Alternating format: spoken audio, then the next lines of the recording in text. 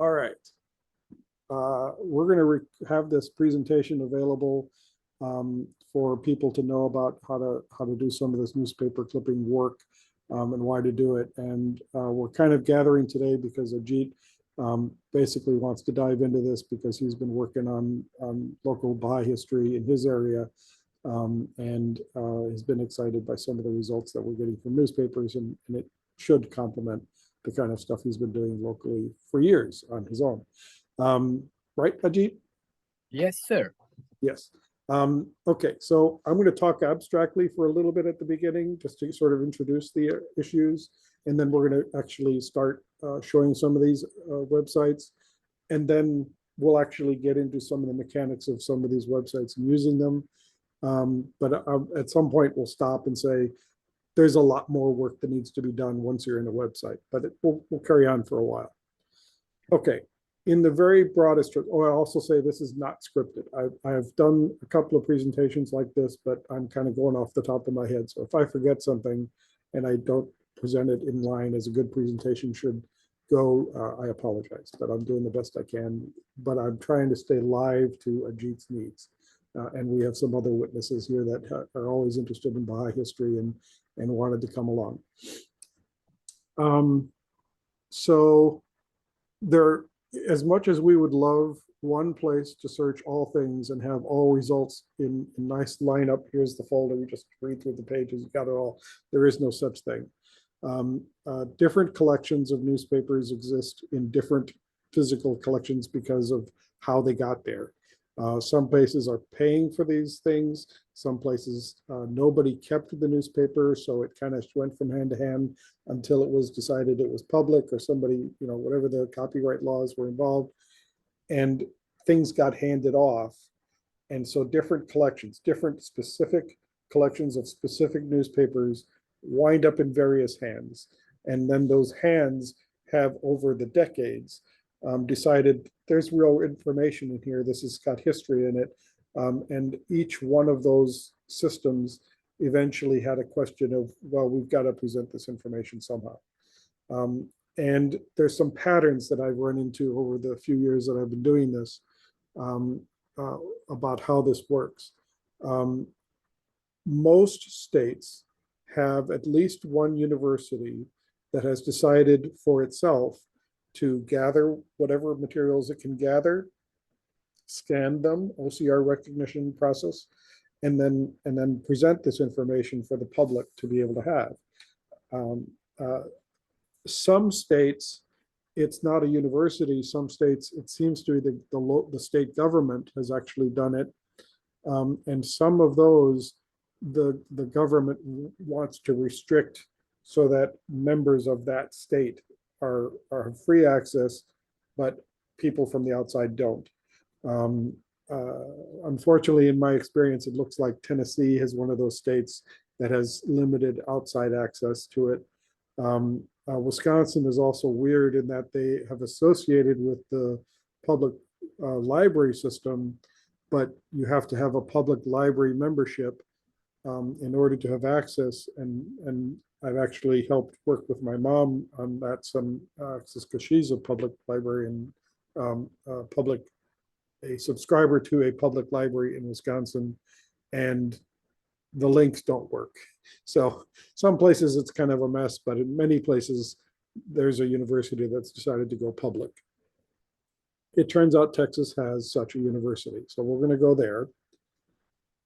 There are a couple of websites that are pay, where you have to pay to have a subscription, but where there is a default that the clippings that you find are public.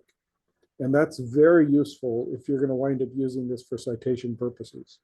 There are some places, some very commercial places, where they tie your account into the URL that you have access to this resource, and you can't share it with anybody else because it won't work for anybody else because it's tied to your account.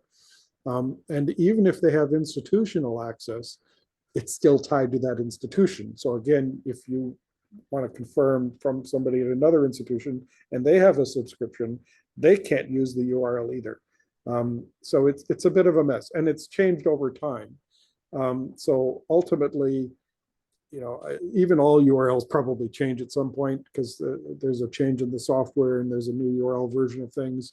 So at some point, the archives and the historians that have been in this work for decades are like, just give me the clipping.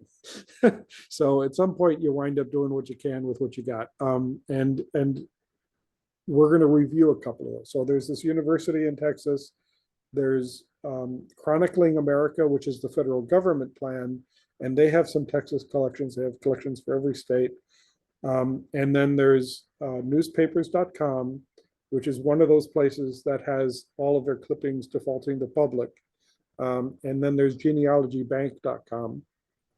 Genealogybank.com has changed its mind about things a couple of times, but presently all of their clippings are public by default. You have to, in some places you can clip if you want to have things remain private. To help define terminology, OCR is optical character recognition.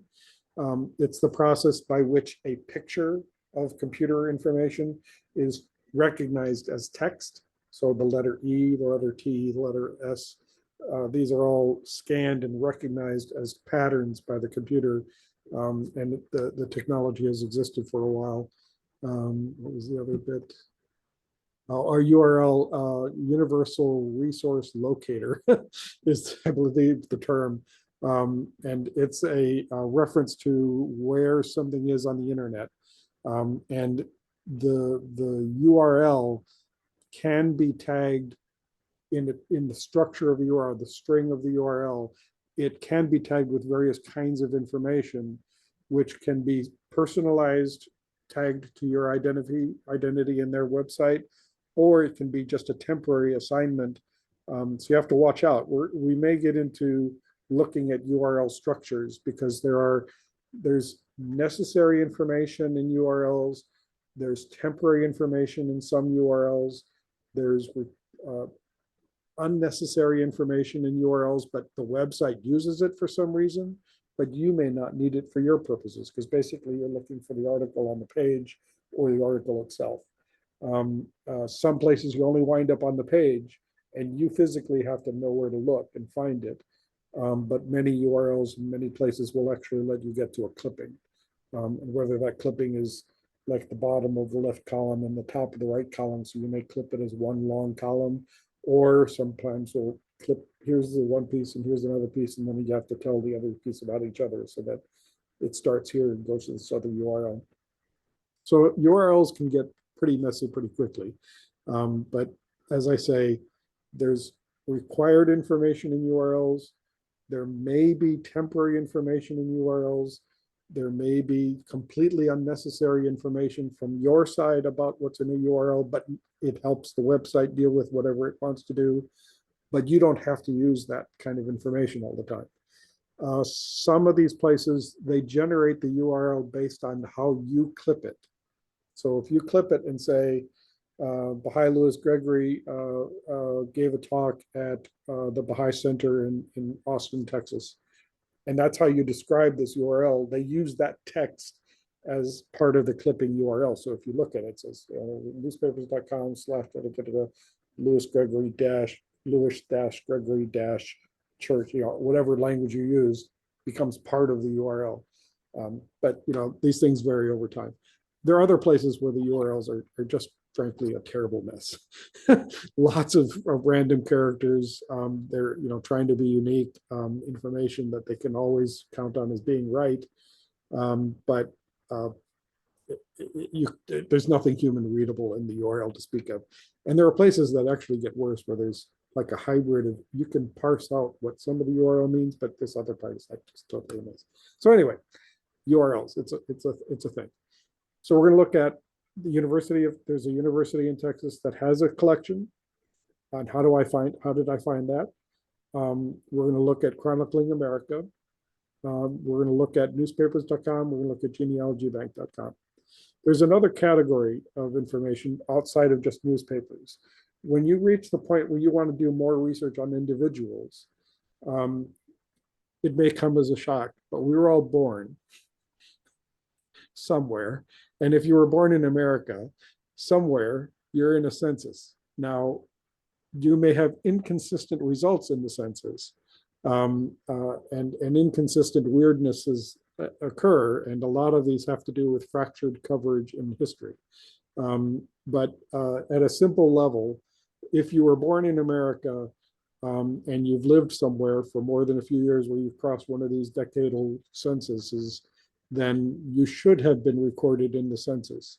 And many of these older censuses have gone public. And access to these used to be somewhat weird and hard to find, and you had to pay people. But over the last couple decades, a lot of this has actually become free in some form or other. So I'm also going to cover one genealogy source where you can get free access to a lot of the census data and some other data sets, like passport applications from over a century ago, that kind of thing. Everyone will probably know about ancestry.com. Of course, they have the best material. You pay them handsomely for their access. But again, you can't actually share some of those URLs very easily at all. But there's another question here. Look, 1 second. Yeah. There's another place, familysearch.org, that provides for free access to a lot of these same resources. Not all of the same ones, but a lot of them. And they require registration, but they do not require any money. So there's a URL that we use for family search for some results, but it's free. You just have to register with the website, but then you get free access to anything. Family Search is looking to build a database of people and relationships and genealogies. One of many websites doing this, but they actually provide access to some of these materials. Ajit, your question. So I want to look for Burton Smith under census data. Yeah. What do I need to know about him? Do I need to know his place of birth, date of birth? What do I need to know before I can even start the search? Well, a lot of them will depend on having a place and date, at least a rough year.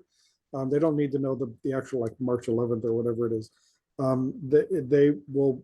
They'll take a region of years even, because many people don't have an exact, and the census doesn't usually know the actual year.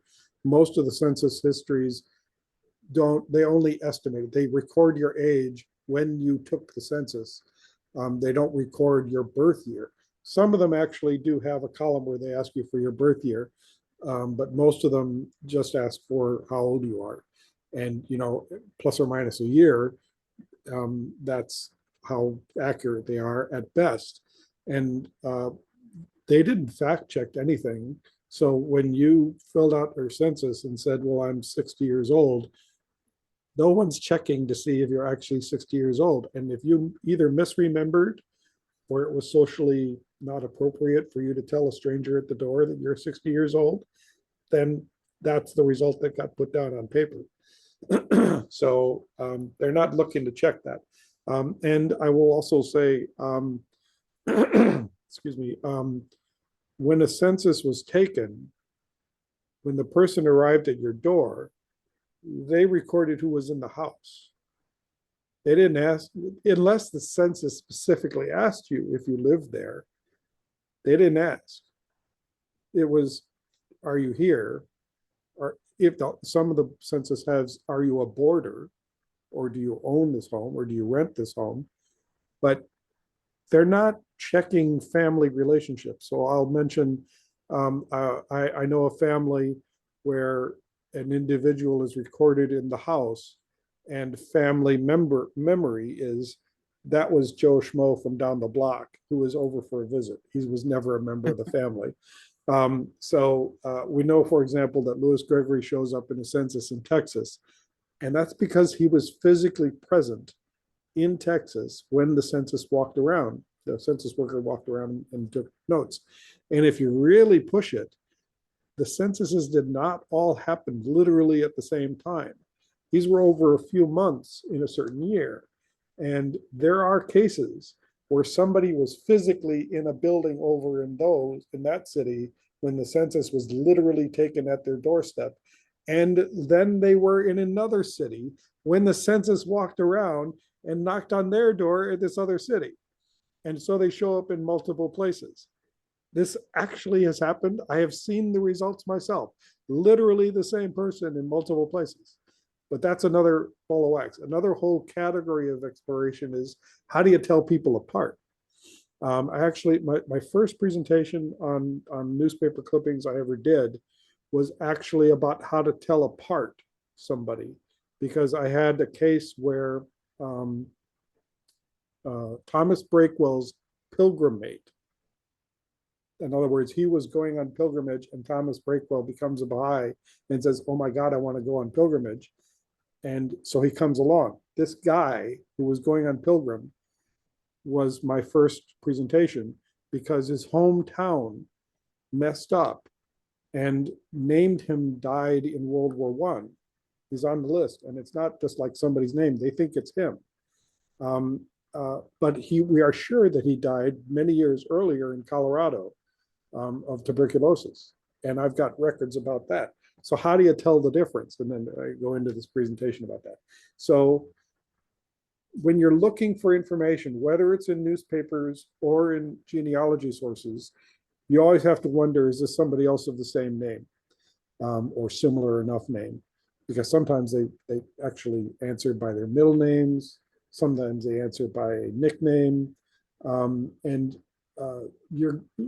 I feel that what you have to do is have multiple lines of evidence for every single source that says this is the same person, which means you're also going to miss, you're not going to be able to confidently say, this source is surely this person. I just don't have enough sources to say that that's true. There are just too many cases where there's clearly a cross going on. So anyway, did I address the questions? Yes, I think so. Yeah, all right. So I'm going to bring up my page here. And start sharing screen. I think I'm going to have to share the whole desktop because I don't know what's going to come up. But I will quit some of my extraneous things. I may have messages pop up. Hopefully nothing too embarrassing will come up. So how do we know there was a university in Texas that has newspaper clippings? So Texas, you can see my screen, right? Okay. Texas, newspapers, digital archives. There's nothing too magical about this, but this is what the kind of text that I've usually gotten into. Archives is certainly important. Digital, I'm not totally convinced is super important. Hit return, and you'll see ads, sponsored, newspaper archive, sponsored, University of North Texas, texashistory.unt.edu, explore collections, digital Texas digital newspaper program, portal to Texas history, university. I think we're there. And then you've got other things down here, texas.gov. Oh, but what does it point to? The Texas State Library and Archives. Okay, so there might be some things there. And the Library of Congress. So here's your first guess is, oh, look at that. University of Texas is the first non-advertisement that talks about Texas history with newspapers. So we click that.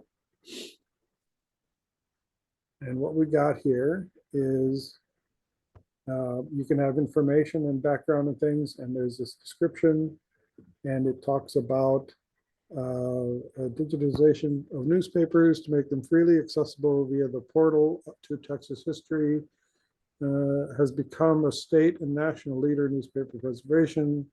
Lots of information. The success of the program has been heavily supported by grants from the National Endowment of Digital Humanities with the newspaper program, the State Texas Library, the Texas State Library and Archives Commission, and the Tucker Foundation.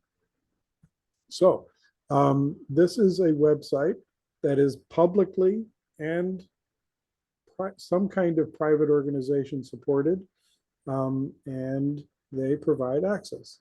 So how do we get into this? Let's see. Items, and then again, we're getting into the details of how does a website work. Now I have a search button. There may have been the search button somewhere else. So I'm just going to put in the naive search for just Baha'i, just to see what happens. return the word clock. And often there's a sort page option. I'm going to go for oldest. And you can see there's over 3,000 search results. And the first one's from 1854. So now you got to start putting your hat on, thinking about Baha'i history. Baha'i as a term really doesn't occur in America in general before 1900. There are versions of terms that occurred before 1900, but as a term in Baha'i history in America, it's after 1900, roughly, give or take a few years. So as a beginning point, obviously 3,179 clippings starting from 1854. You follow where I'm looking here. There's the 3,000 and there's 1854. We're going to have false positives. So just like I was saying about individuals, you can have individuals with the same name. You can have other things showing up. You can have OCR mistakes. You can have other uses of the word Baha'i, like a typographical error of Bahia, Brazil, like a town in Chad, like a type of grass, like a type of orange. It could be a variety of things. But can you click on this first article to look at it in a sure. slightly So all these things have frame? some kind of way. So I'm going to click on that. And then so this is how individual website works. So this is the front page of that edition. But if you scroll down here, what we got is lots of information. And then you can go slow over this at your own leisure at some time. But I remember going down the page and it talks about where it was published, who published it, which is all useful. Here's where we can look at the resource. This is the actual page with the actual result. And my memory is, here it is in yellow. Can you see it right here? And now I'm going to zoom in. And we use the web page to do it. So it's kind of on the right side and it shows up. So now I can zoom in here.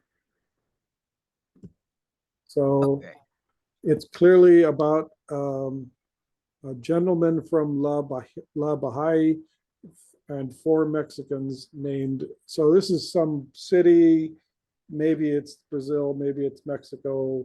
It's clearly not about the Baha'is.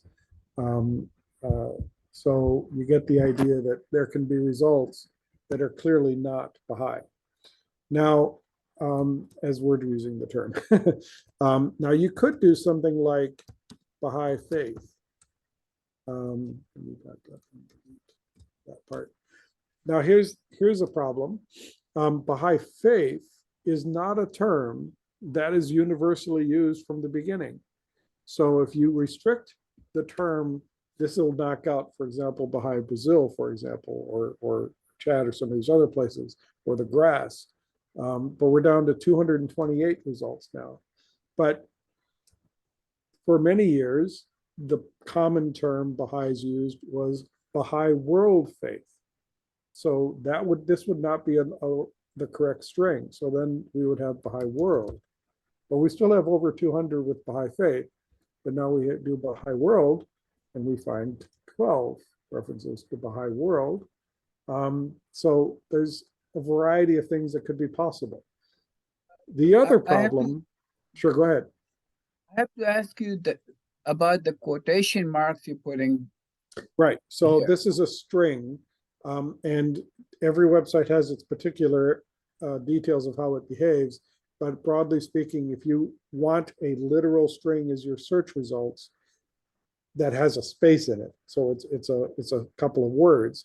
If you put them in quotes, it will restrict the search to using the string or something that emphasizes the string. Like it could be the 2 words near each other, 2 or 3 words apart sometimes. It depends on the website. So a literal string is good in terms of helping you focus your search, but it's bad in the sense that the longer the string is, the more correct it has to be. So literally, if I do Baha'i like that, then it's got to get 1, 2, 3, 4, 5 characters correct. If I do Baha'i faith, it's got to get 1, 2, 3, 4, 5, 6, 7, 8, 9, 10, 11 characters correct. The chances of OCR recognizing characters completely correctly is never 100%. And at best, it's in the 90s. And it drops easily into the 20s and 10s of percents, especially on badly degraded paper and text and old print and that kind of stuff. So the longer your search string, the more results you're not going to find.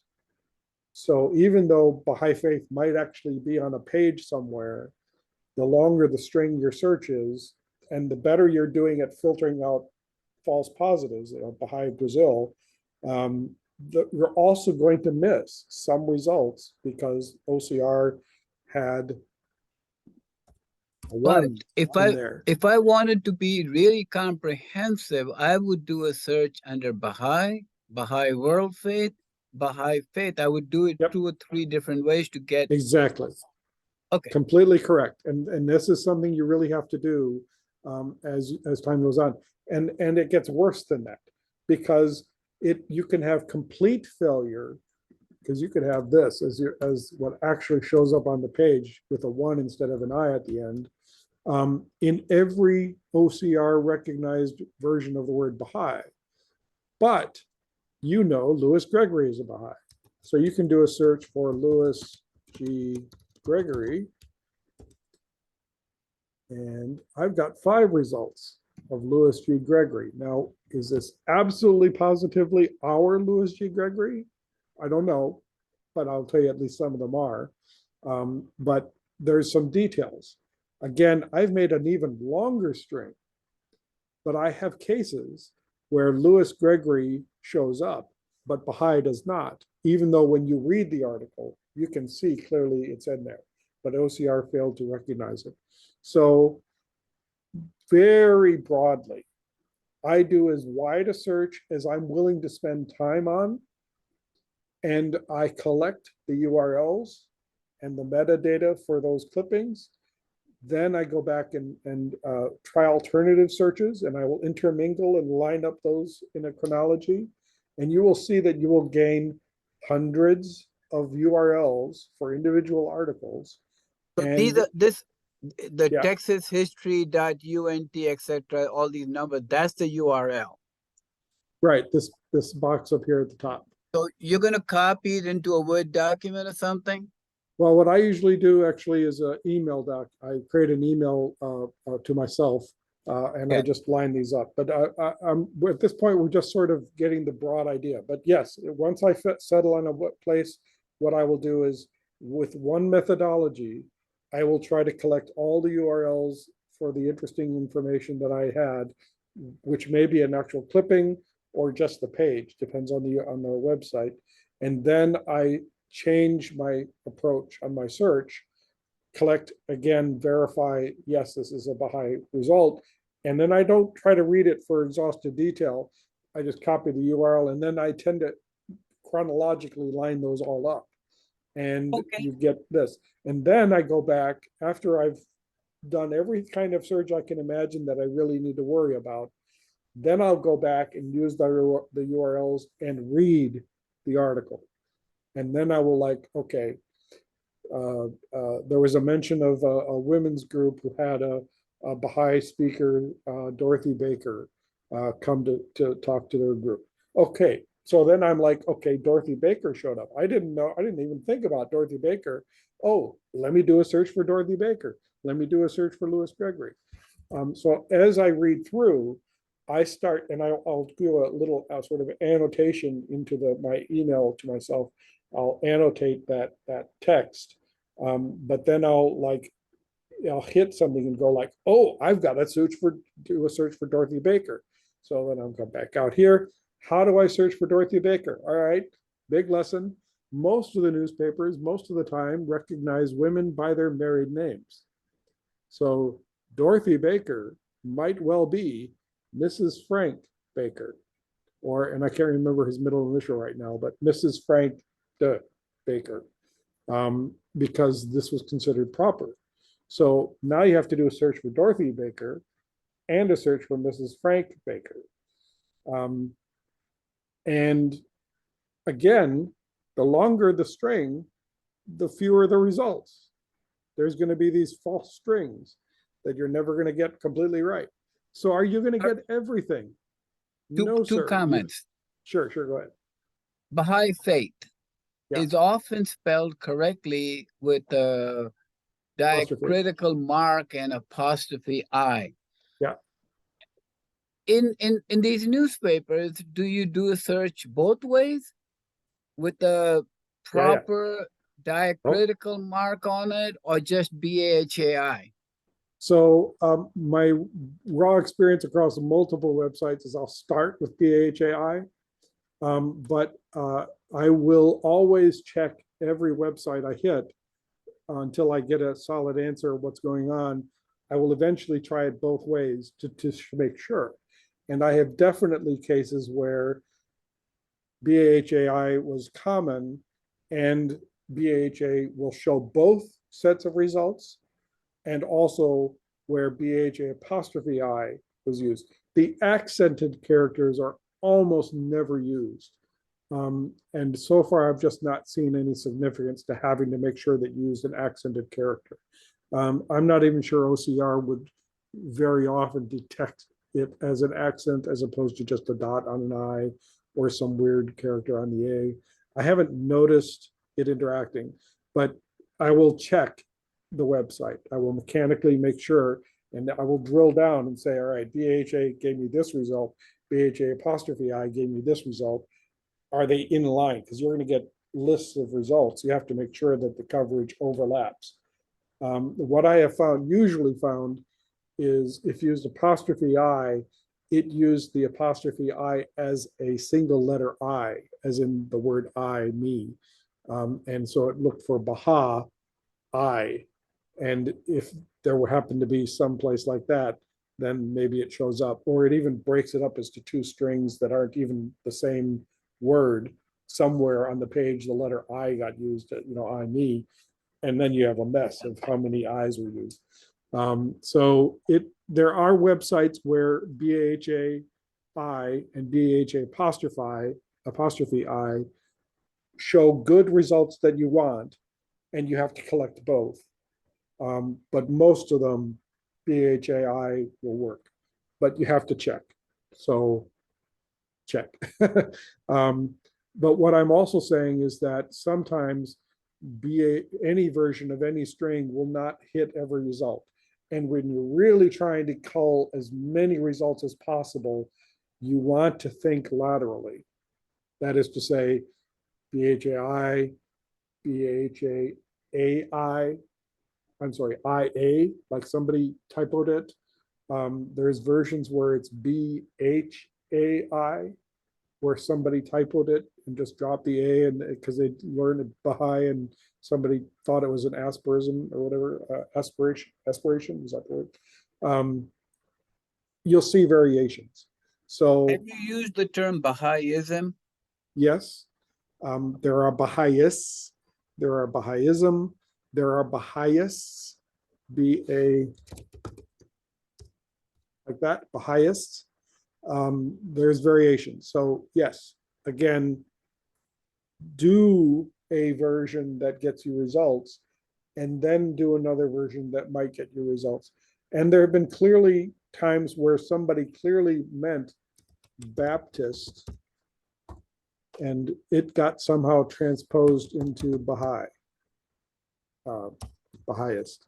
So you have to read these newspaper clippings at least to a level of comfort to know that this is actually a good result that you want to include, as opposed to just a mistake that somebody clearly typoed.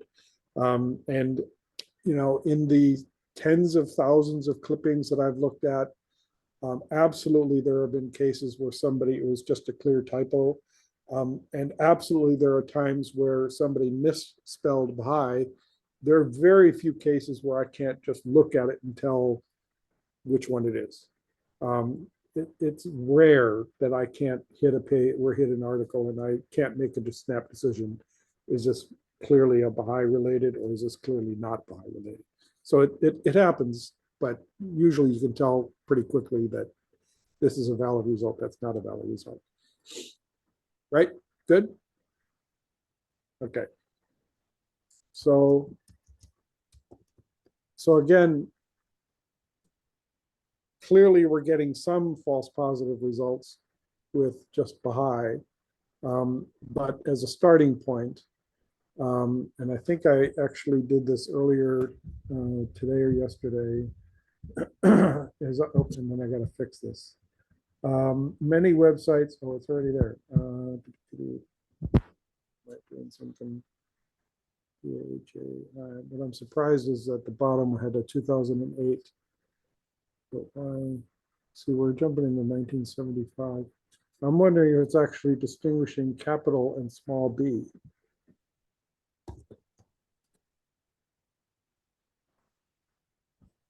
In terms of the total number of results, it's right. No, I'm doing something. There's got to be something with the website isn't sorting correctly. Oh, I've switched to date added oldest as opposed to date created oldest. You see, right here, I'm on the wrong date oldest. So when this university website acquired this newspaper, they added it into the collection. And when you get very complicated collections and you're building your own collection, at some point you want to know, well, I thought I was pretty good as of April 2021, so I really want to see what's come up since April 2021. Well, then you can do sorting and this kind of thing. But what I want is the actual date created. Because now, yeah, I think it's around here. My memory is from earlier today, and to be detailed, you have to stop and look at every one of these to find out which one's which. And sometimes the search page will actually give you a thumbnail of the result. This one does not. I don't know if I can remember. That one, the Houston Post, that's the newspaper that I told you is out of business. Right. So clearly they have at least some of those collections here. I did a search earlier and went through some of these pages. I'll tell you from memory, the first one that I was able to identify positively being a Baha'i mention is the marriage of Ali Kuli Khan and Florence Breed got coverage, but it was, and here's a thumbnail of the section. So this is the actual OCR of that section of the page. And Baha'i happens to be spelled right, but frankly, almost nothing else in that sentence is right. So why is the marriage of Ali Kuli Khan being reported in Texas? Well, so it was national news. Ah. It was an international marriage. It was an East meets West, and this was also the diplomatic circle of Washington D.C.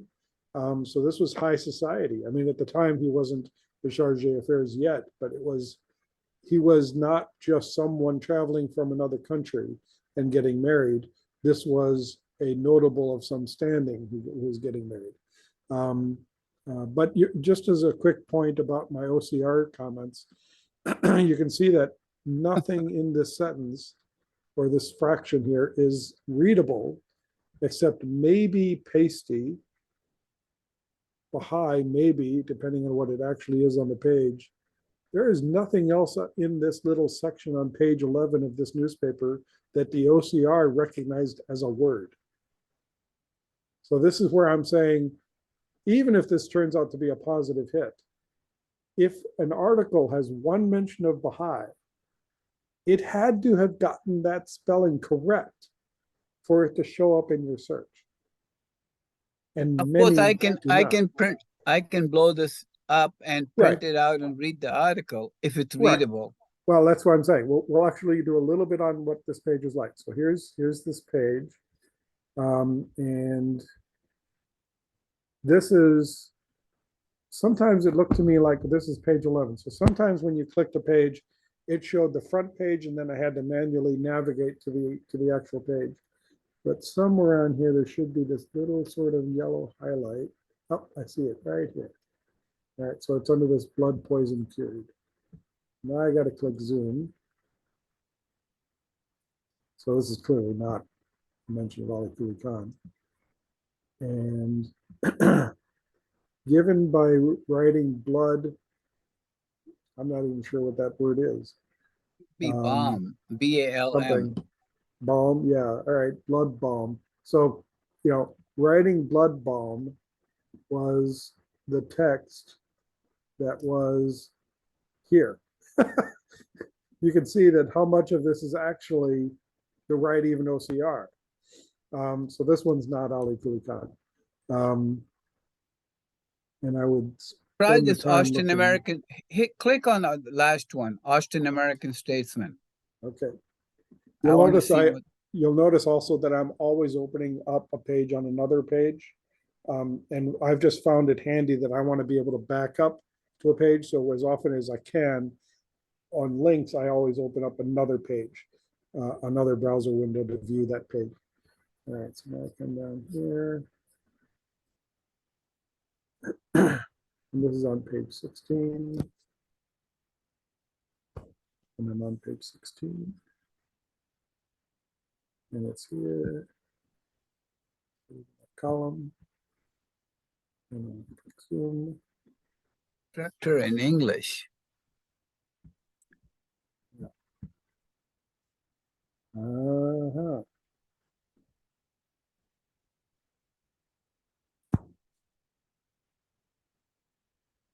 Early Pizzarolio of New Baha'i. No, this is about the Franciscan fathers who are having trouble. Yes, yes, yes. And here it is Bahia, and here it is Baha'i. So this is Brazil probably. Yeah.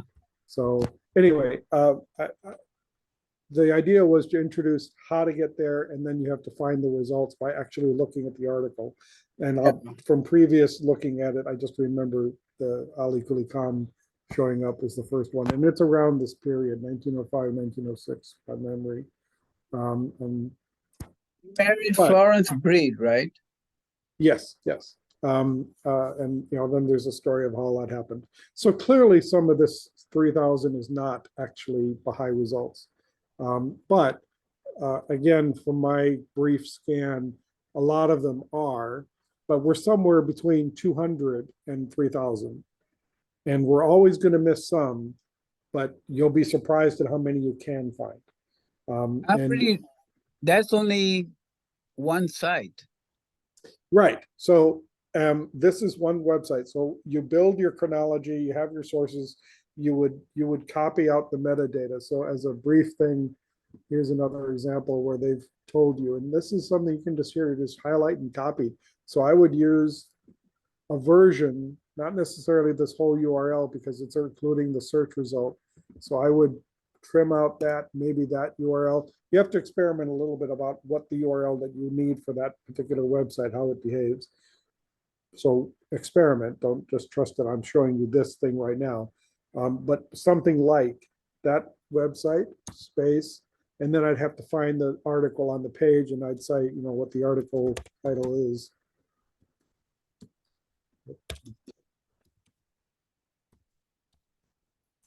And then I would highlight. That's your annotation. That's what you're calling your annotation. That's not yet. Hold on.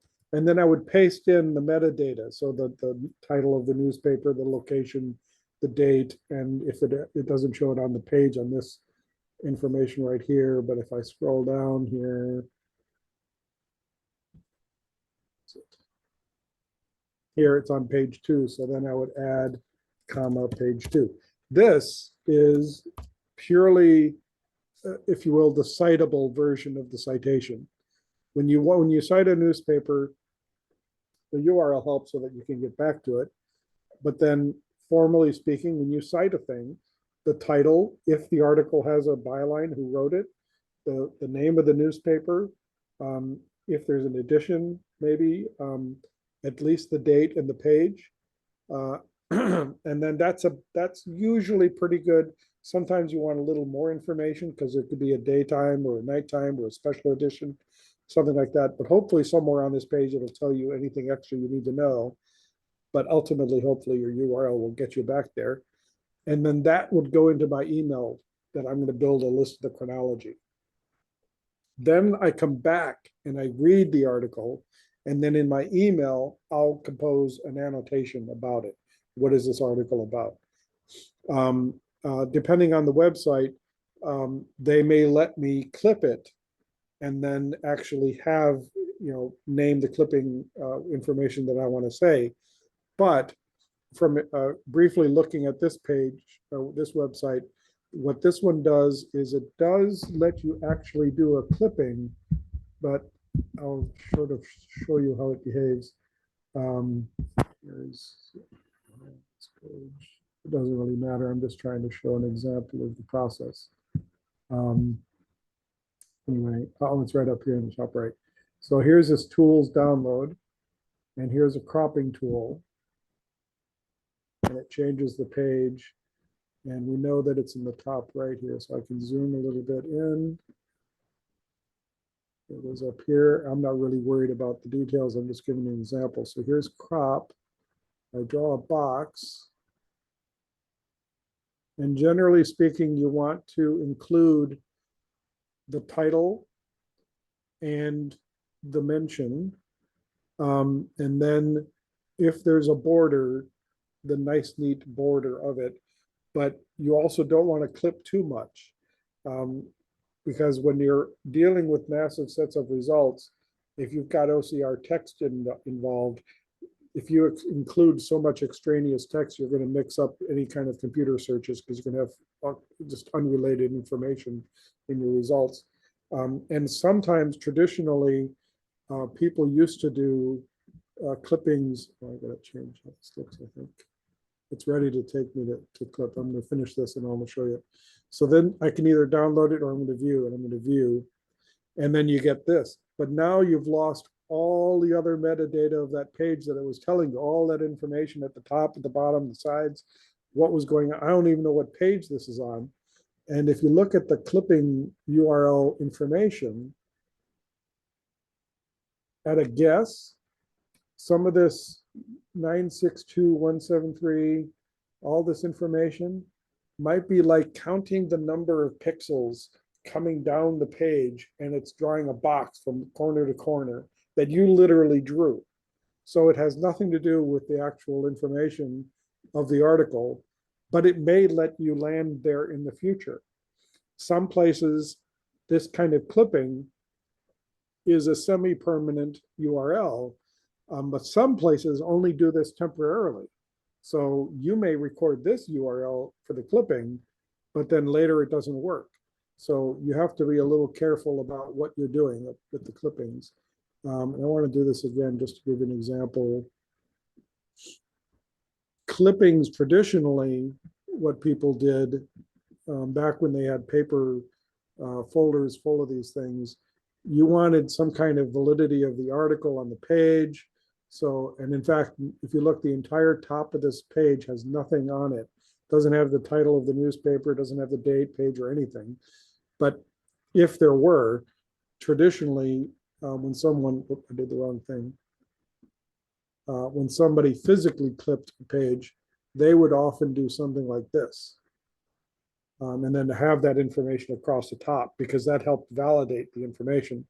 But now you're counting on the fact that, back up, that information about which this is all coming from the website. So you don't have to clip that kind of stuff. So it's better to clip tight, but if there's a title of the article, you should include the title. And depending on what's in the article, at least the information that you're looking for. But it wouldn't hurt to have all of the information of the article, because you may notice, Louis Gregory has mentioned, but you may not notice that Ellsworth Blackwell, to name another Black Baha'i, is used somewhere else in the article, and you didn't even notice it. You saw Louis Gregory and stopped. So I would encourage to clip the entire article where the mention is made, but there are cases where it's literally a page of social mentions. Person X in situation Y, person A in situation B, and just paragraph, little paragraph to paragraph. And like the fourth column over, 10th item down is Lewis Gregory appears in it. So then if you clip the whole thing, you may be getting a lot of information you don't need. But ideally, you should still have the title and the information you're seeking. But exactly how much information is a little loosey-goosey about what you want to actually clip. In this case, could I have stuck a text box on top and typed in some information that would help me identify? Can I do that? So I'm not an expert on this website yet, and I may never be, but there are websites where you can sign up to be a member, log in, and make corrections and annotate in the website's own database. You can make additions and corrections and clean up, the OCR said this, but it's actually this or whatever. You can annotate it or comment on it or just fix it so that it shows up better. There are several websites in the world that do that. Australia, New Zealand, for example, have a website where you can actually log in, make changes, and they will track that you made a change to this text, and if it's validated by other people, it will show up in the results. To the best of my knowledge, at this point on this website, I don't see that. I mentioned about these URLs for the clipping are sometimes temporary. My memory, and this can always change, but my memory is that the Library of Congress page, which we ought to go to yet, they actually do let you clip just like this one did, and actually has information across the top, but those URLs are temporary. They are not permanent. And sometimes it'll even tell you right at across the top, it'll say, here's the meta information. Permanent URL is this, and it's the page. It's not the clipping. So sometimes these URLs are only good for hours, and they're helping you, but they're not helping you that much. All right, so you get the basic idea that you want to do a search criteria, and then I have to play around with this thing a lot. Yes, and it will quickly evolve into many hours of labor and some eye strain. But I will unhesitatingly say you will find information nobody knows. It is common to find information nobody knows, or at least nobody alive knows. Nobody recorded something happened, or they recorded something in general happened, but they didn't record enough specifics that you could drive to that location and look what's there today. Burton has done this many times in his area, and we've got actually a little interest in North Carolina right now. In the Triangle, they're looking at maybe doing some kind of visitation thing where they drive around and find actual spots something happened. And many of these books, biographies of Lewis Gregory and Dorothy Baker, they'll just mention stopping in a city somewhere sometimes. But if you want to go and visit the place, it would sure be helpful if you had the address. And then, of course, you have to be careful that the address may have changed over the years, over the decades. So is the address you have in the newspaper from 1949 still the same actual place today? So there's a little checking you've got to do in the background about what these things are like. But it is possible to definitely identify many places where something actually happened. And sometimes you really got to go back to the original source and look it up. I will say that scholarship standards have changed over the years. And there's even a standard in newspapers where you don't even refer to the title. You just refer to the publication and maybe the page and the date. And people used to think that was good enough. I don't think that's anywhere good enough today. So there's that. But one of the first wake-up moments I ever had in another realm with archives is I was reading a book, Champions of Lewis Gregory and his Champions of Oneness. And one of the citations mentioned that the letter that they were citing from Louis Gregory was from a city. And they actually said what the city was. And it had never occurred to me that we knew where some of the letters Louis Gregory wrote, that we knew where they were from. It never entered my mind. Nothing in To Move the World, as my memory, includes that kind of nugget of information. Maybe it was implied that if you knew what you were thinking about when you read this, that you knew that there had to be a where the letter was coming from. But I stopped reading the book and I sent off an email to the National Archives and said, do you have any letters from Louis Gregory from North Carolina? And lo and behold, there were 5. And I was almost in tears. And then the first one, there's always been this little question of the very first mention. And the very first one, he's got the address where he's mailing from, but it doesn't name the people in the house in the letter. So there's always this question: who's he writing from? Where is he from? The address is famous. The address is a national historic landmark, and it's not changed in 2 centuries. We know the people, and I did a presentation about this. So you never know what you don't know. So when you're doing searches for information, do your searches for information, but try to keep an open mind about what you don't know, and don't over assume that you know what you think you know.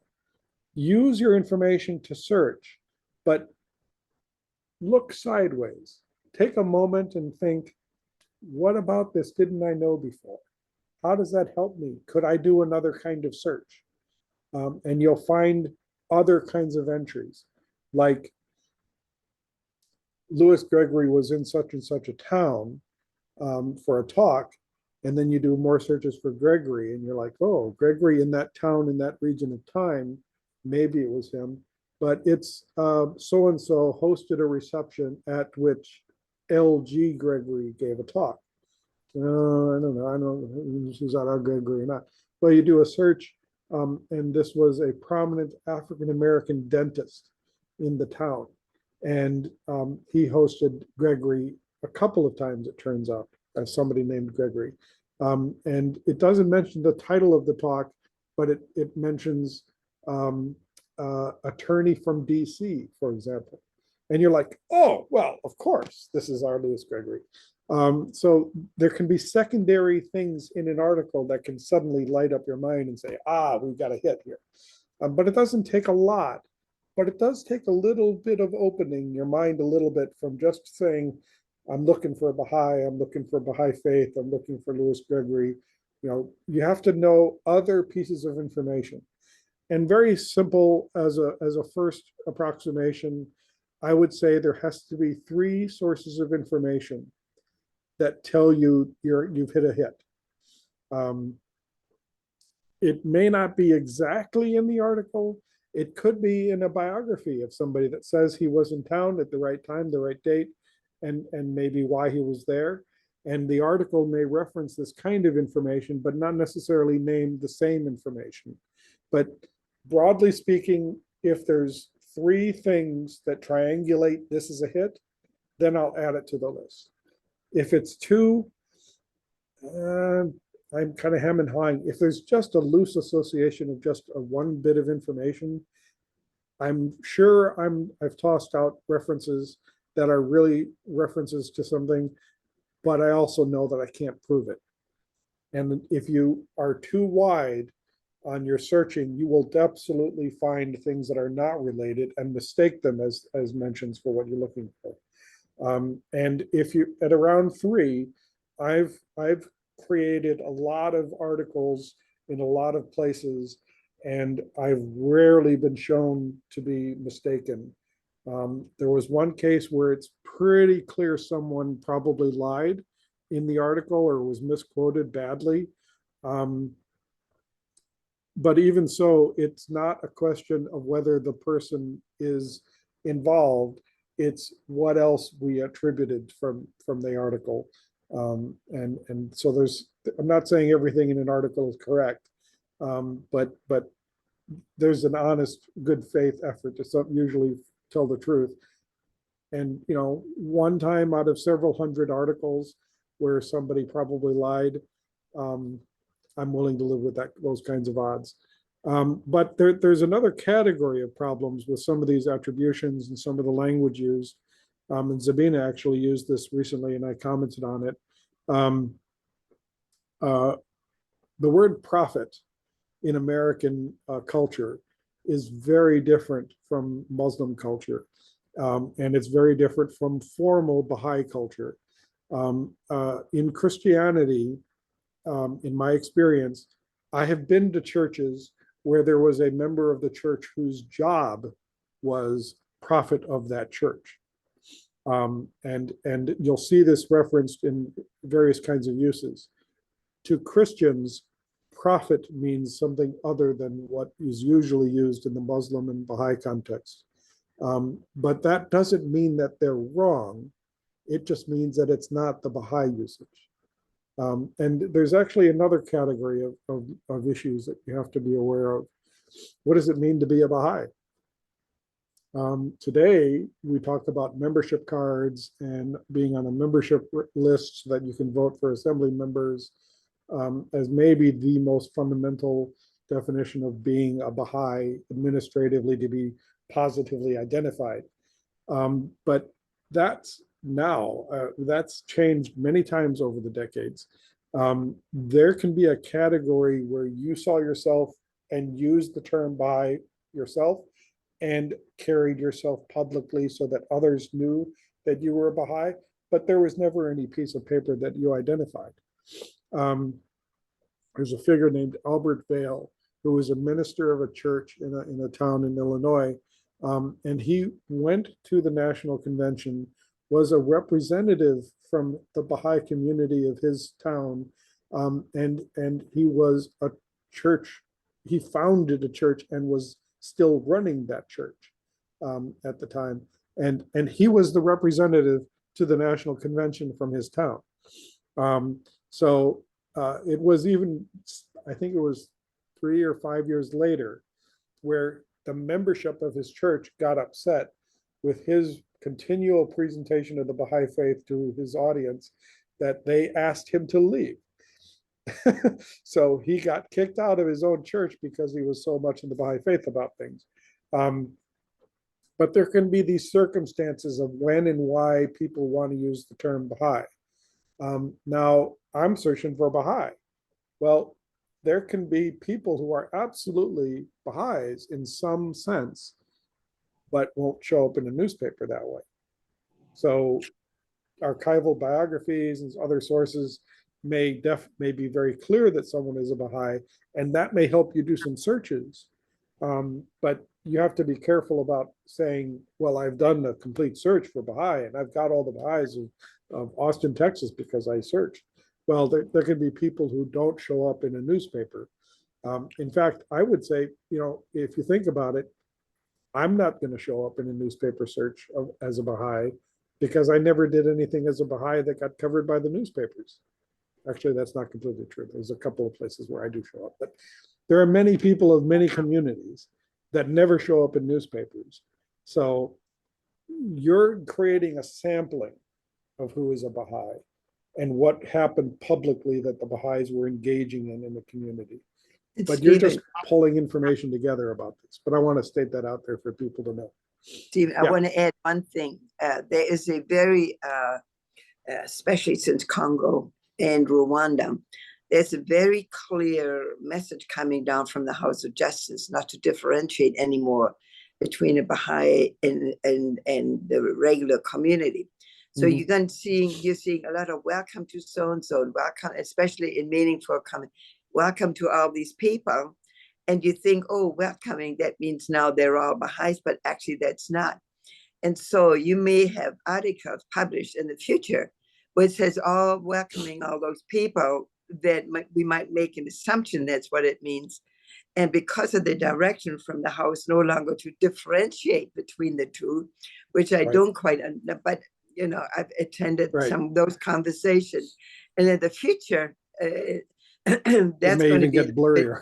yeah, we will get Yeah, that line, yeah. but get I blurry. would say even historically, sometimes you're seeing somebody give a presentation and you've seen this one name one time at a Baha'i Center giving a talk, and that's all you see is just this one time this person appears. And you or I may be making associations like exactly that, but the ones that I bother writing an article about, I've usually got a track record of dozens of appearances and multiple kinds of audiences. And then I'm more comfortable saying they're Baha'is. But in terms of just creating a collection to begin with, I go as wide as I can while I'm still trying to make sure that I don't include false positives. So Yeah, there's what I also recommend. the issue of articles published in the about Baha'is, specifically naming Ahmad Sorab or Khairullah or people Oh, like sure, that, sure, yeah. that may appear also, but you can't cite them as, as Baha'i historians, we're not necessarily collecting that data. Right. Well, it gets messy I- because they were Okay. active, forthright Baha'is at some point, and then later I had a clear problem with the covenant and were kicked out because of their disobedience and some of the ideas that they were promoting. And you have to decide how you want to deal with that. So I would say that a minimum line is that up until they were unfaithful, then they can be collected. Some people may not want to collect that. It's up to you. I would certainly be cautious about collecting anything after a certain date. Um, there's lines of engagement about what's appropriate, and you also have to think about what's your case. What are you trying to show? If somebody has a problem with the covenant, well, they're not going to be a member of the community at some point. So if your aim is to tell the history of the community, you've got a clear line of history of where things flowed.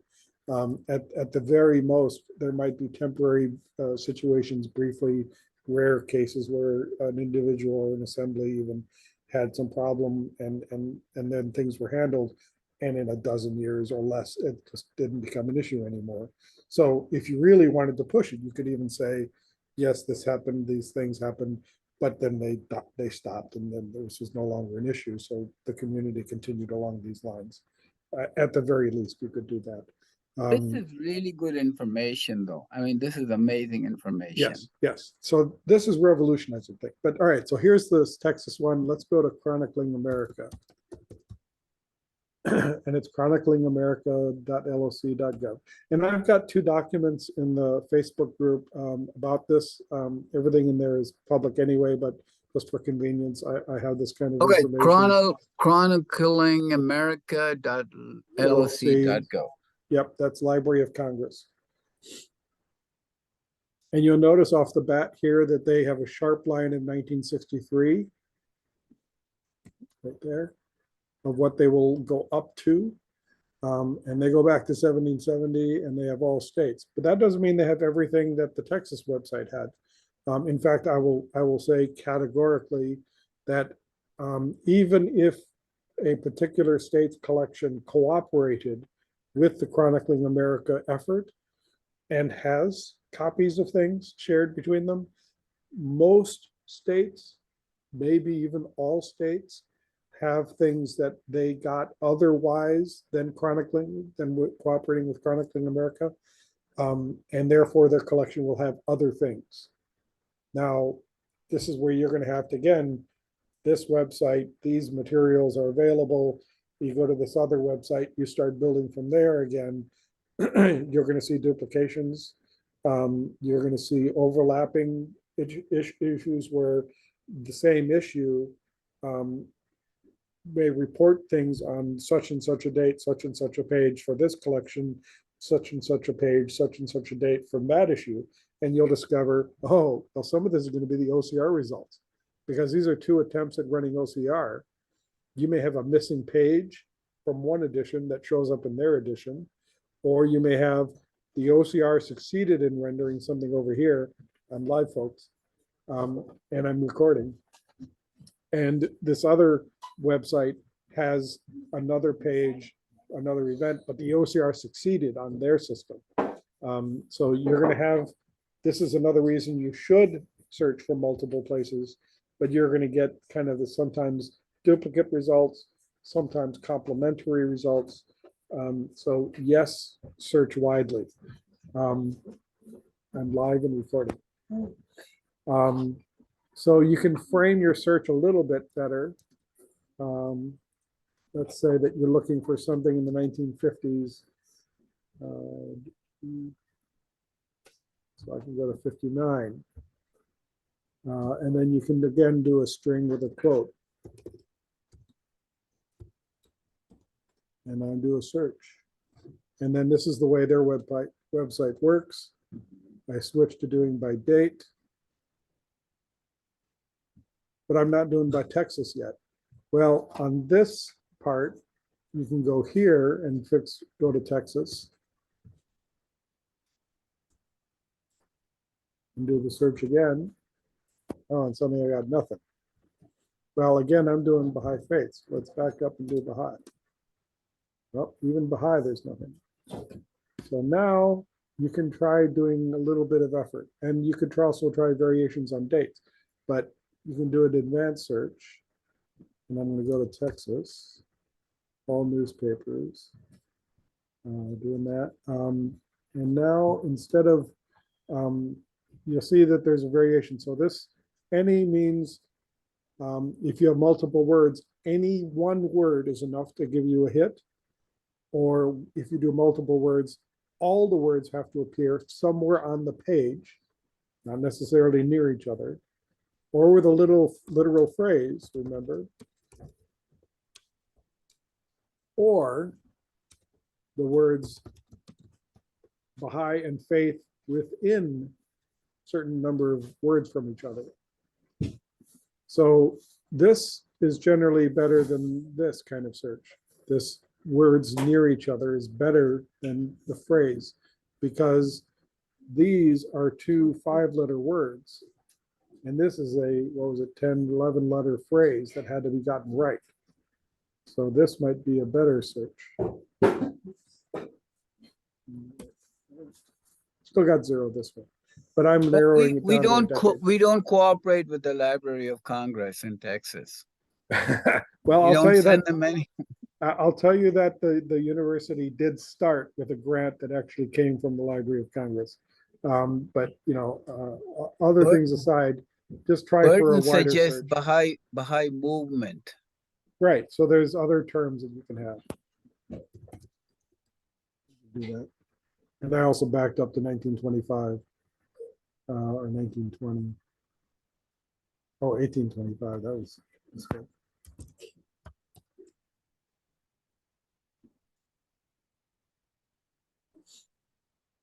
1935, 35, 35, 35. So, you know, again. Can you expand, make one of these articles bigger to see if it's actually Baha'i or something else?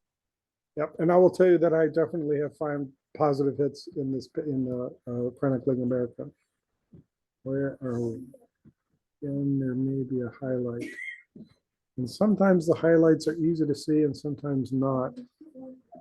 You can see some watermarks. Somebody's cat chewed up part of this newspaper. Yep. There it is, a red thing right there. What is Is it on the right? Yeah, there it is. On the right, yeah. So somebody asked a question, what is the headquarters of the Baha'i movement by LK? The national office is maintained in West Englewood, New Jersey. Well, so, that's where Abdul Baha had the picnic. Well, and there is a national center office there. And that might have even been the contact place for like a predecessor for the Office of External Affairs or something like that. But this would not be classically what you would call where the Baha'i movement headquarters is, even in 1935.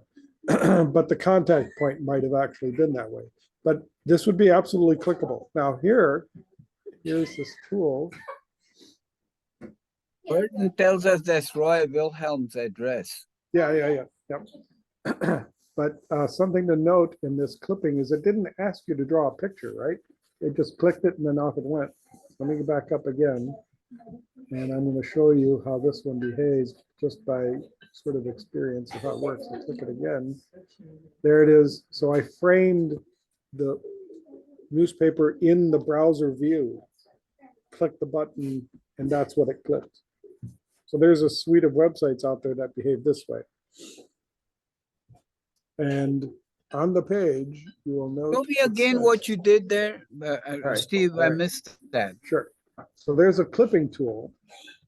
And all I did was there's a box here where everything is viewable. And I zoomed in as far as I could and made it kind of fuzzy. And you know, matter of taste how you want to do it.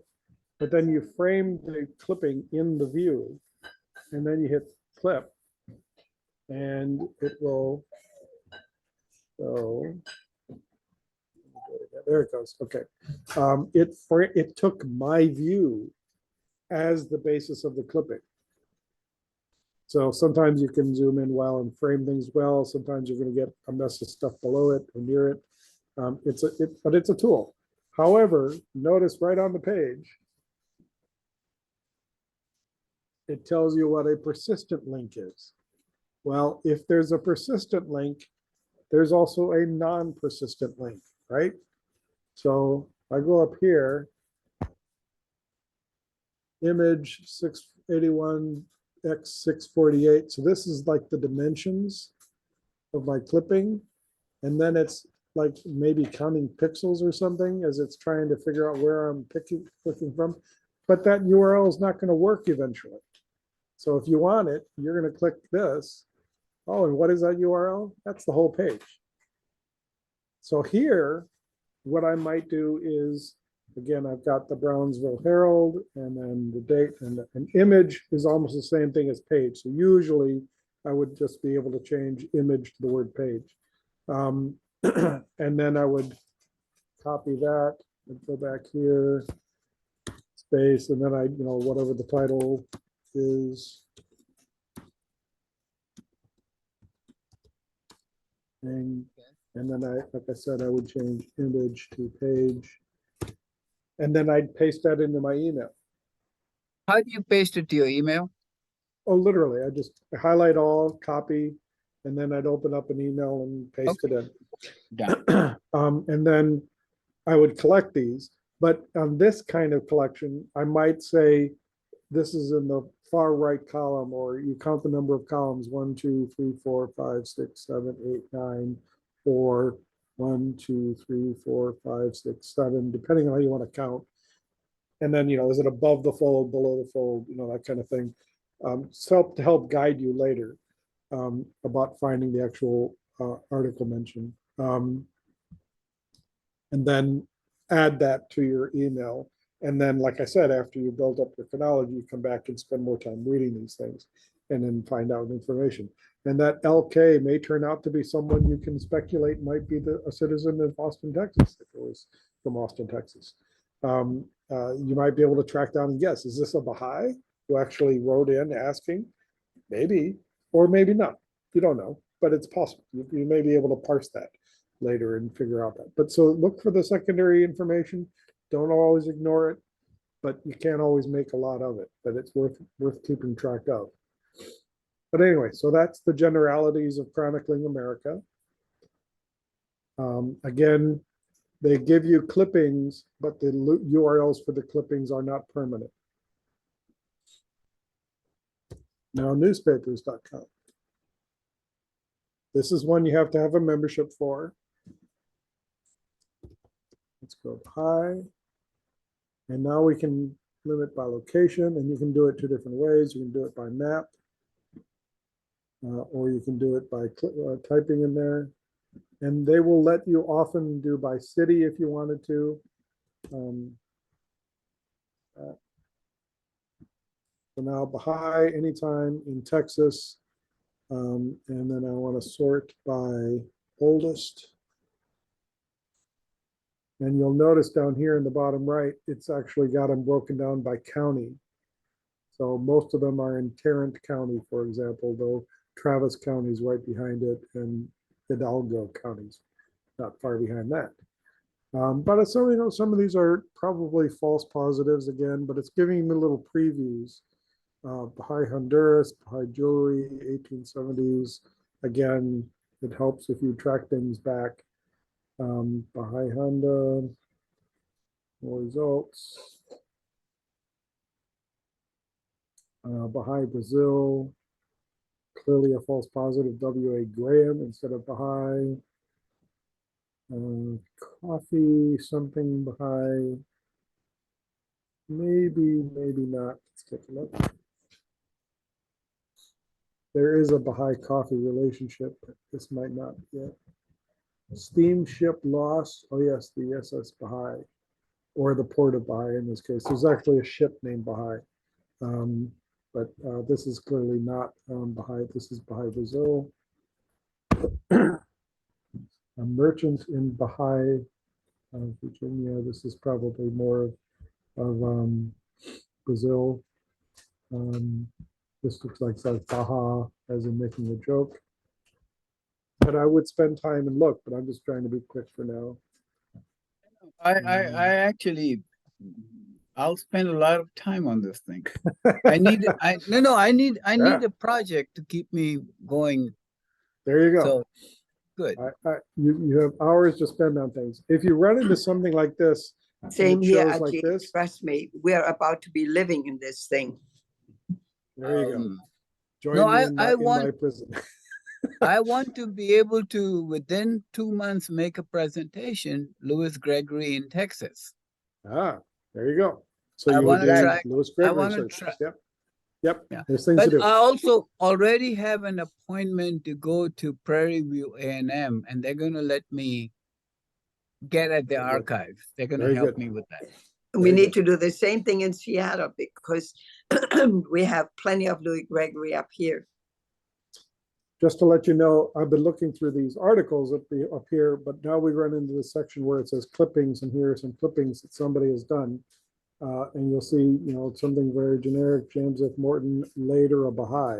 Okay, that might have been me, might have been someone else. Baha'i sent by Abdul Baha to Chicago. So in El Paso, Texas, in December 1900, there's an article about what was going on in Chicago. And then But you'll actually who did Abdul Baha send to Chicago? Abdul Karim is his name.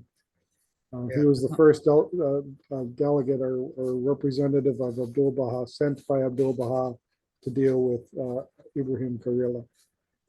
Abdul Karim? Yeah. Mhm. I have never heard that name before. Things to look up. I highly recommend I- Dr. Stockman's Baha'i Faith in America. Yeah. Yep. Definitely need to write him down. Yeah. But we can clip this.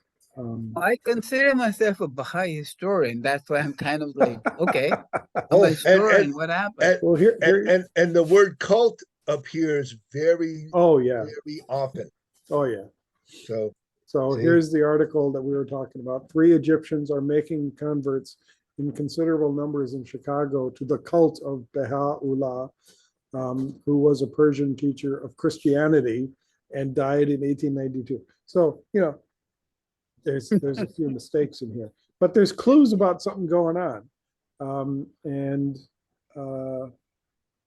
So this, son of Abdullah Acre, said, so this may be Akka. about Kareem, or it might be about Hirala. It's hard to tell at this point.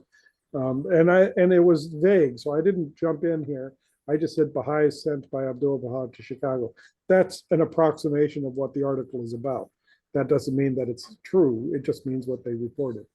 But it And does it gets look like back this into is- that religion's introduction in 1893 again. Yep, World's Fair. Yep. So it knows something going on here. And of course, Khairullah was not Egyptian anyway. True, but his last Yeah. trip did leave from Egypt. But this could be Abdul Karim and associates, or it could be Hirala. But I didn't make that judgment call at this point. I just said Baha'i sent by Abdul Baha, according to what the article said. By the way, Khairullah already had his book published in the year 1900 in America, so he was already here. Yeah, Mhm. yeah, yeah. Yeah. So this is just when newspapers, and that was a no byline copied from somewhere else. Somehow an El Paso, Texas article managed to say that we're going to have to, mention this. City of Baha'i, that's Brazil. We're in 1890s here. By the Oh, and way, that clipping is Galveston, Texas, at one time had a huge Baha'i community. They were, when people arrived from other countries, like Italians arrived, they all arrived and lived in Galveston. Mhm. Galveston at one point got wiped out by a hurricane, and Houston became Yeah. the big city in that area. But Yep. Galveston used to be the Las Vegas of the South. Yeah. I mean, it was a gambling mecca. Mhm. Same kind of thing happened in Miami. That's where Howard McNutt died, right after a Category 5 hurricane nearly wiped out Miami. Mhm. Apparently somebody at a store in town.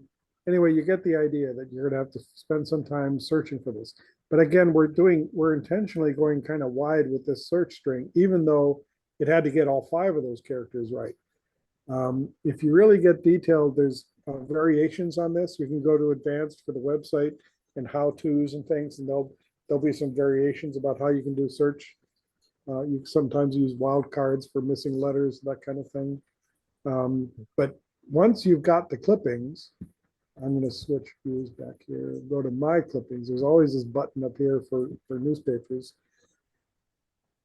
And these are my clippings. And you can see just here at newspapers.com, I've got 56,860 clippings. And you can actually search all people's clippings. So let's go Baha'i for all clippings. Let's add Gregory, see if it'll pop up. So these are in everybody's clippings about Gregory anywhere, sorted by popularity of the clipping.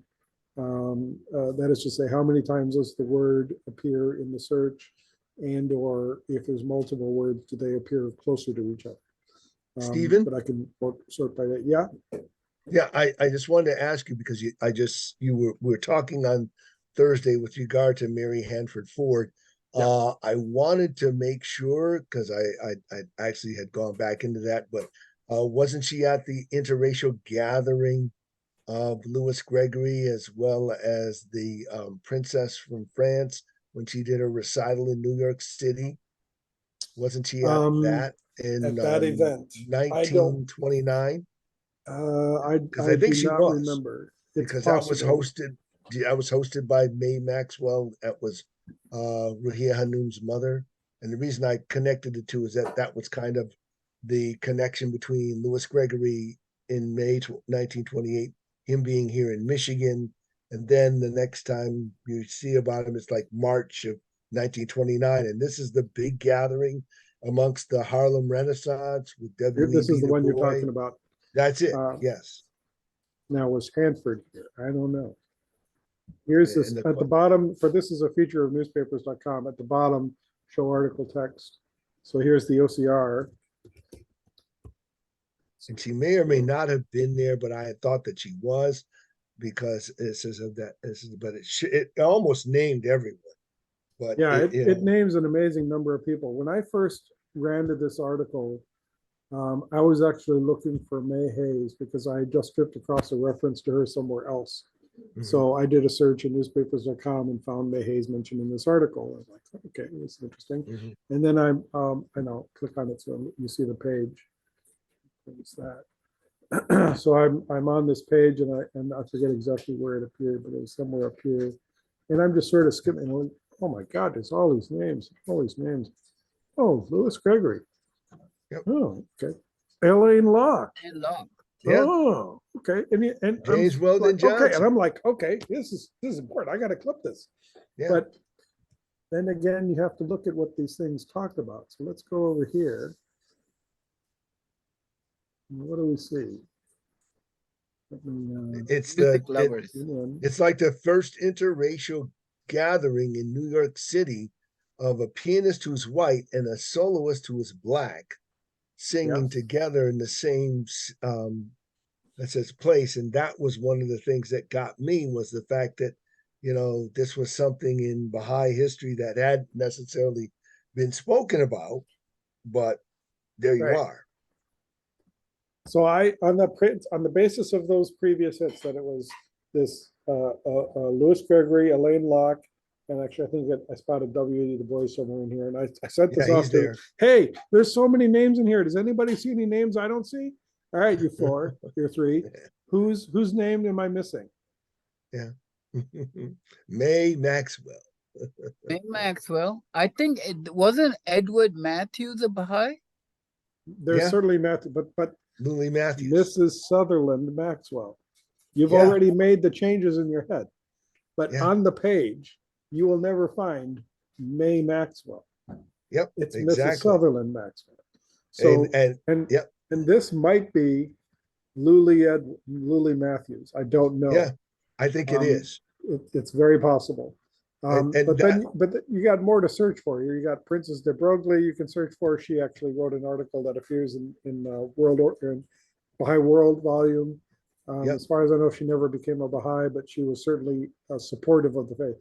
But you know, this is a treasure trove of material that needs to be gone over much more closely. Looking at all these names coming together. But if you look at and then I clip,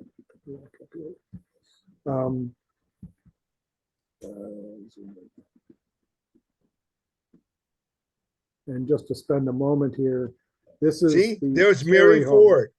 I saw it. Where It said Mary Ford. Mary It's in Ford. there. On the right. Oh, I Yeah. see Fred Moore. Trust me, it's there. It says Mary Okay. Ford.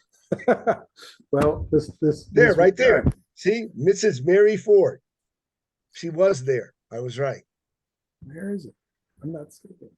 Okay, look, go all the way down where it says Mary Ford, right here on the far right. Oh, Mr. Bingo. Eagle Eyes spotted it. That's because I looked for it. And that was one of the things when he was saying about interracial interfaith. And I said, I oh wonder if right, she there was it there. is. I see And it. there she is. And Yeah, you Son know, of a we, gun. yep, we look at her as Mary Hanford Ford, but then there you go. So there are So so it many will of these require a little Baha'is. more affirmation to be sure, but Yeah, there you are, Stephen. Yeah, thank you. This is Dr. and another, Mrs. E.V. Alexander. All of this right. had said specific message. Then you go to the bottom where it talks about, you know, it says Mr. and Mrs. Benjamin Locke. And I was like, wait. Okay, hold on. See, Dr. W.E.B. Du Bois. Yeah. Says So this Miss, is clearly an event that many leading Baha'is attended, and by finding Mary Hanford Ford and a few others, and Mrs. Sutherland Maxwell, this is clearly an interracial meeting. But I'll go further. This is at a home with an address. Mr. and Mrs. Watt Terry are hosting this event. So then there's who are they and why were they holding this event and what was going on. Looking up by scholarship for 1929, what was going on. So this is like a door into a library. New York, right? Yes, exactly. This is in New York. Yeah. Yep. We were just talking about Mary Hanford Ford recently about something else, and I was like trying to say that Mary Hanford Ford has a very underappreciated reputation and needs to be much better understood. And I've spent some energy on her already, but I was like, you know, I suddenly feel like I've barely scratched the surface and gotten distracted by actually the story of her life. And there's more to be learned. So anyway, newspapers.com is a place to definitely go and spend some time. Chronolink America. And then I mentioned Genealogy Day. Yeah. And again, this is a place that does membership. So you're going to pay for this access. And no, I'm not going to tell you what my password is. Thank you very much. So we have to pay for the genealogy bank. Okay. Genealogy Bank and newspaper.com are commercial. Yes, you have to pay. But their clippings by default are public. So here's the button for clippings just to shortcut that part of the search. And that's the one that Ed Sevchik sent to Mora out in Portland to Ah. define Martha Root's stay in Portland in 1923. Because almost all the clippings came from Genealogy Bank. Apparently my search was too specific. Let's go back here. It's gotta be, oh, maybe without the quotes.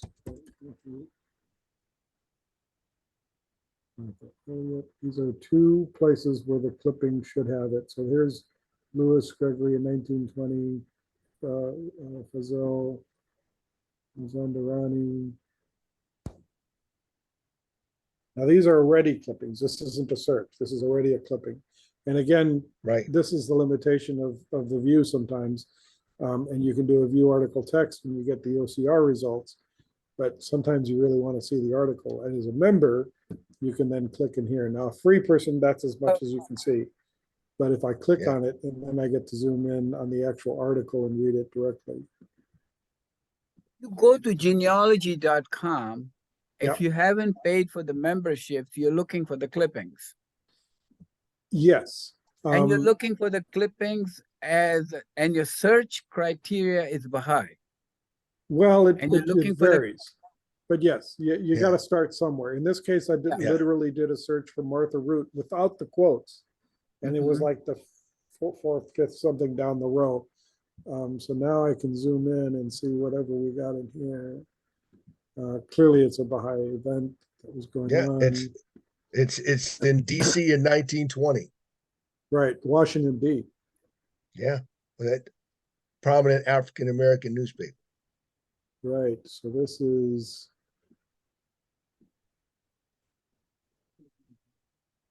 I just wonder why this one got tagged Martha Root. Just a second. Recent such a letter was addressed to Abdul Baha from Louisville, Kentucky. That's what I needed to see. Okay. There's Martha Yeah, Root. we're talking about that this morning in our Reasonable High Council meeting, because there were people that were talking about how they had come to the faith, and all of the gatherings about the administrative order originated, for them from Baha'is that were from Louisville, Kentucky. And that was one of the things that we had said. And so now I've got that original connection in 1920, because we had said, I said, well, Lewis Gregory spoke there in 1929 and 1940, and but their first LSA didn't show up until 1964. Right. You guys know Bill Davis? I know William Davis. He used to but be not a Bill. chair on the NSA, Of course. chairman of the Yes. NSA. Oh, yeah. Yes, and I understand. Yeah, I understand from this is Michael Hampton. He's a pretty good golfer, but yeah. Yeah, I but know. Bill Davis is from Louisville, Kentucky. Yeah. Uh-huh. Mhm. Okay. He was Well, at he was at the dedication of the Unity Hall at Llewellyn in 2001. Well, this along is a with few Dr. decades Henderson. earlier. Yeah, I could see that. A century earlier, as far as we're concerned. Pretty much. Mhm. Just But telling that is you, interesting. I know somebody from Louisville. So this Yeah. is another aspect of the search. If you limit yourself to Texas as a flag in the criteria, right, then you would never have found this search if you were interested in Louisville, Kentucky. Yeah. So there's two ways to try to deal with supplemental information. You can use it as a criteria that excludes information, or you can add it to your criteria so that you search for it inclusively. So let's go back to a search box. And you can do by names, which has the advantage of you can have first name and last name in either order. But then you can also just do it as a string. But I can do Martha Root in quotes, and I can do Louisville. Now, this is a lot of characters that have to be gotten right. It helps if I spell it right. So there's that limitation, but it's possible that It this was in would that show, article. right, it may show that article, but in particular, it will find that article not in Kentucky. This would have shown up in Washington, D.C., right? Mhm. So this is another detail, and actually this looks like the actual article itself. Yeah, Washington B 1920, and this is Yeah. it, Martha Ryder, Society Editor. Did you read what that letter entailed to Abdul Baha? Because it says that the message needed to be given to the multimillionaire and the day laborer alike. I saw it briefly. Yeah, I didn't look at it carefully because I'm trying to show the big picture of I doing know. this. But yes, it's a very interesting article. There's definitely people need to spend more time in looking See? at these results. But my point is that you can look at the keyword search, that geography, right? You can use it actually and limit the publication place. But then you would never have seen this Washington Bee article if you were looking in Kentucky. Exactly. So you can go either way. I'm not saying one is always the right choice, because if you're searching across the country for Martha Root in Kentucky or Louisville, you're dealing with the entire country referring to that, and that may be noise. Mhm. But if you just restrict it to Kentucky, that may help you. But you're also going to pay the issue of not having a result show up that you want to have included. So I suggest multiple approaches, multiple ways of thinking about it. Stop, set it down, free your mind, think about something else, then come back to it again and think, what haven't you thought about? Then push on into another search. And you're going to develop more and more. And sooner or later, you're going to find something that totally surprises you that you did not anticipate. And then you got to sort of Came to build on that. Texas. Did Martha Root ever go to Texas? Not to my knowledge, but she Yeah. went almost everywhere else in Central America and that's in South America, riding that burro from Argentina to Chile, 8,000 feet up. And, you know, the thing that got me is just from that point was the fact that she had done all of that. And then as the article that Davina had posted, you know, from Dwayne Troxel on that 100th anniversary of her leaving from Seattle, the fact that she didn't know Spanish, but she came right back to the US and went to a high school to learn Spanish. Right, right. Well, Right, clearly we've that's got just like- somebody else. Yeah, there's a Mrs. Martha Root from of Bay City. This is probably somebody else. And Yeah. Martha Root died 1900, so that's definitely not her. No, definitely not. But let's try searching here. So this is in Portland, Oregon. It's that talking about it. 1915 trail. Yeah. Right, right. This one is from Wichita, Texas, but why does this one talk about Martha Root with House of Justice?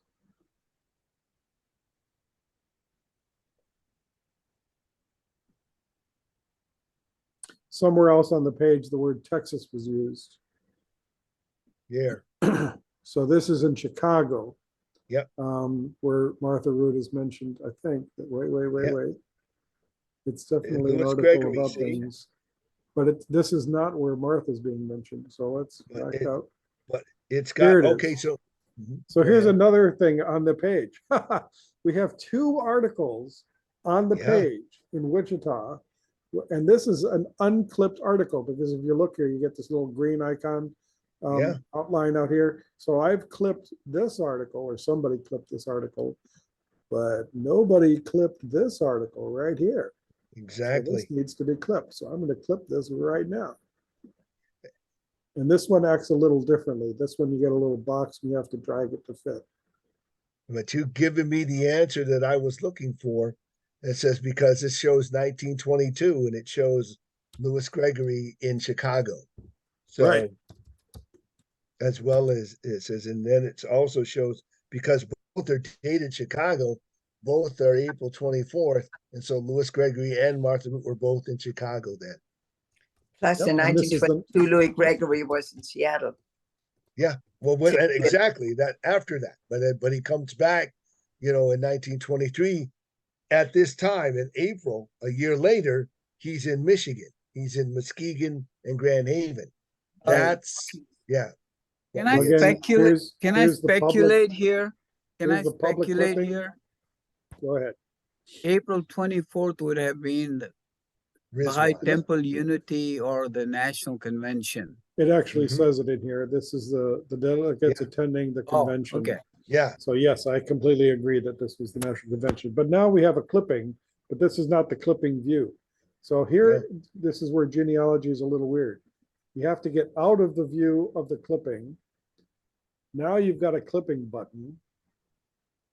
And then what you discover is that this clipping view is, remember in newspapers, there was my clippings and all clippings. There is no my clippings. This is everybody's clippings. So since I clipped, somebody else has clipped another article for their own purposes somewhere else. So I have to find my clipping, and you have to move quick because somebody else somewhere on the website is clipping something. So this is my clipping that I did. So this would be the URL that I would, so here I highlight the text. Go over to the right, outline.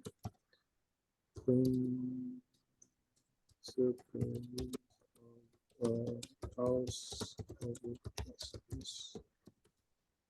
And there's Yeah. my URL and the title of the article and so on, the basics that would go into my email.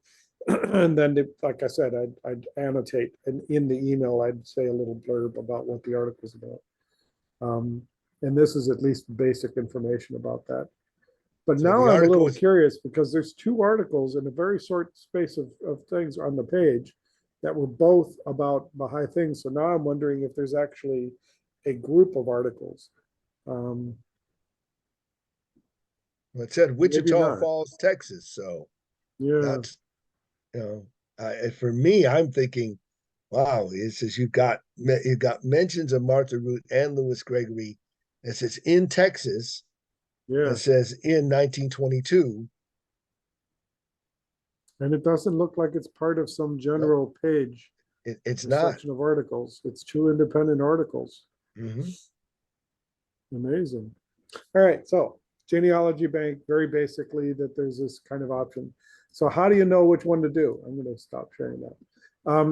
I can't give you an answer which one to do. Unfortunately, like I say, which newspaper is in which collection and which year of that newspaper is in which collection and which page of which newspaper of which year is in which collection. Yeah. There's no control over. You're going to Yeah. find duplicates and you're going to find hits where others didn't have it because either they didn't have that page, or the OCR attempt on another page succeeded and yours didn't the first time. So you've got to search multiple places. You've got to search multiple criteria. And I want to give you one more. I'm going to share one more time. I was going to wanna say, show- Stephen, yeah, go this ahead. is before you clip away from that, would you send me those two articles? Because someone had asked me about, the intersection between Martha Root and Lewis Gregory, and I would love to show that as them both being mentioned Okay, so in a Texas I- newspaper in I will- 1922. I will, but I have the difficulty that time. now I'm going to have to go back and the clipping is don't- going to move itself down the page. Yeah, So exactly. I will get to it, but I want to show you something else. In terms of, we've already talked a little bit about Baha'i things and whether they're easy to find or not. But I also wanted to mention something else. What other terms you might look for, especially outside of Baha'i history. I have a place called Historical Mentions of Babi and Baha'i History. Mm. Historical Mentions of Babi and Baha'i Faiths.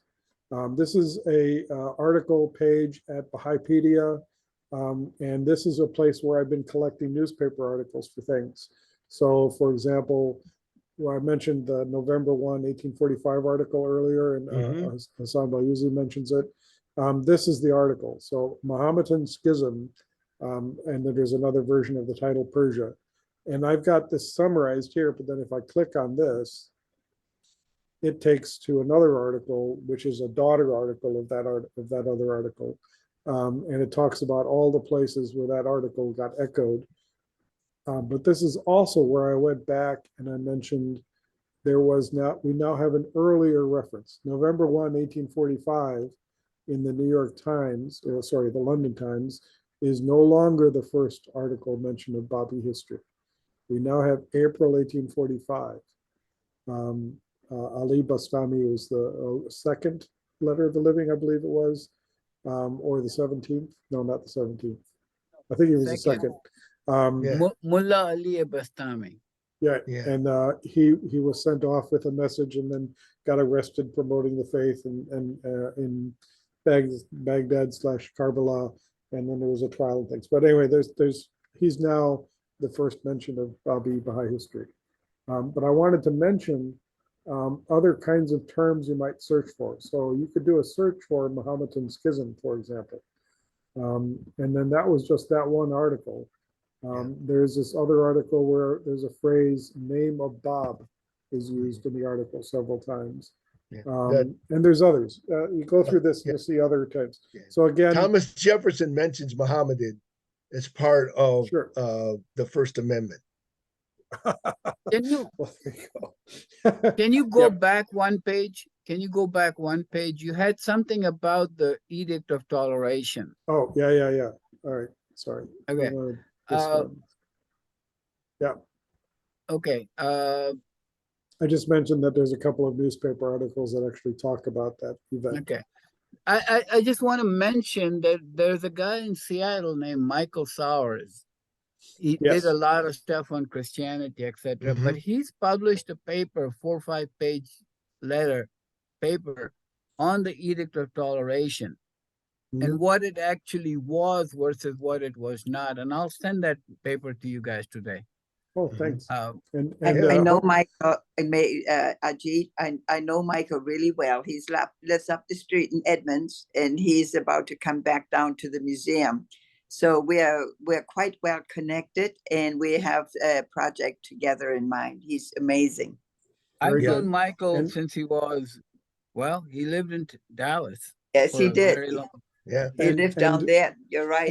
And the standard for Bahaipedia is generally if something is published and therefore citable in a classical sense, title of author, publication, so on, then you can use it to help make the articles better. So you don't depend on me knowing these things. You just have to come to Bahaipedia, set yourself up with an account, come in here and start editing and add. Here's a citation, here's the information from the article. It's and amazing, help Stephen. make it better. I'm so impressed with your accomplishment. Just this alone is amazing. Yes. Thank you. There's the a reason I'm lot of doing years the of work that I'm doing.